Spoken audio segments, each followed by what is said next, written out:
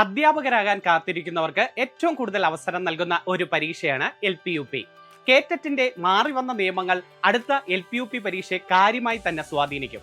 നിലവിലുള്ള റാങ്ക് ലിസ്റ്റിന്റെ അവസ്ഥയും പ്രതിഷേധങ്ങളും മാറ്റി നിർത്തിയാൽ അടുത്ത പരീക്ഷയ്ക്ക് തയ്യാറെടുക്കേണ്ടത് ഓരോ ഉദ്യോഗാർത്ഥിയുടെയും ആവശ്യമാണ്. ഒരു ഒഴിവാണെങ്കിൽ പോലും അത് തനിക്കുള്ളതാണ് എന്ന ഉറച്ച ആത്മവിശ്വാസത്തിൽ പഠിക്കാനും മുന്നേറാനും നമുക്ക് കഴിയണം.